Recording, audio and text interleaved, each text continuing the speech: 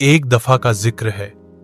सुल्तानपुर नाम के एक शहर में एक इंसाफ पसंद बादशाह हुकूमत करता था, लेकिन अचानक एक दिन उसके शहर पर मुसीबत टूट पड़ी। हर तरफ अफरा तफरी मच गई। लोग बीमारियों से पीड़ित होने लगे, फसल सूख गई और बारिश भी बंद हो गई।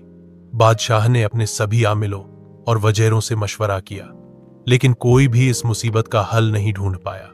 तभी एक बुद्धिमान बुजुर्ग ने कहा, यह सब कुछ तब तक ठीक नहीं होगा जब तक कोई उस पुराने जंगल में छुपे सवालों के पुतले से मिलकर उसके पहेलियों का जवाब नहीं देगा।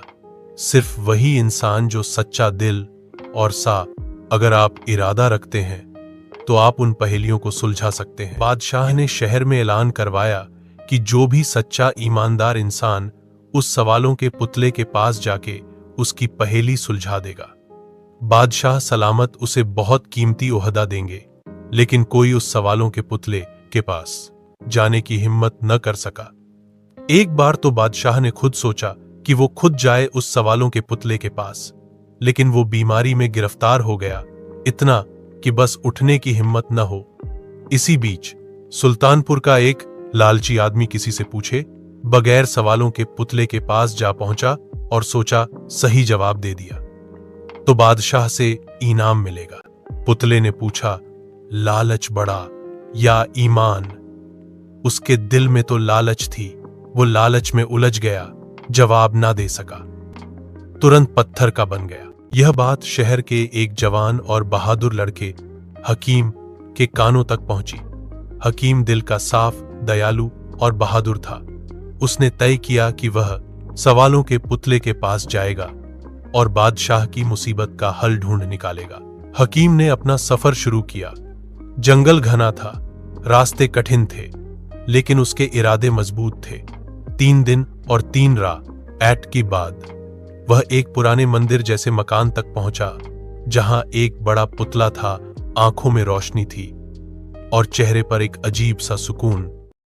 पुतले ने आंखें खोलकर कहा, अगर तुम बादशाह की मुसीबत का हल चाहते हो तो मेरे 3 सवालों का सही जवाब दो। गलत जवाब दिए तो तुम यहां से कभी लौट नहीं पाओगे। हकीम ने हाँ में सिर हिलाया। आया पहला सवाल, वह क्या है जो जितना दोगे उतनी ही बढ़ेगी? हकीम ने सोचा, फिर बोला, मोहब्बत। पुतला मुस्कुरा दिया, सही। दूसरा सवाल, एक ऐसी चीज जो सबके पास बराबर होती है, मैं, लेकिन कोई उसे रोक नहीं सकता। हकीम बोला, वक्त। पुतला फिर से मुस्कुराया, सही।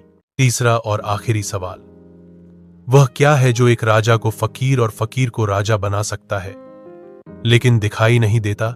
हकीम ने गहरी सांस लेकर जवाब दिया, वक्त। पुतला जोर से चीखा, उसका शरीर टूटा और वह पत्थर बन गया।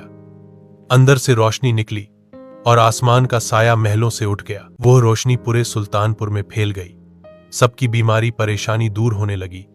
बादशाह की भी पहले जैसी ताकत तंदुरुस्ती लौट आई। फिर एक बार सुल्तानपुर में सुकून, शांति और खुशी का माहौल फैल गया। बादशाह ने हकीम को अपना वजीर बनाया और पूरे मुल्क में उसकी समझ और हिम्मत की मिसालें दी जाने लगी। और यूं हकीम ने सिर्फ सवाल और उनका जवाब नहीं दिया, बल्कि पूरी कौम को अंधेरे से बाहर निकाला। दोस्तों, कहानी पसंद आई हो तो वीडियो को लाइक और हमारे चैनल को सब्सक्राइब करें। शुक्रिया।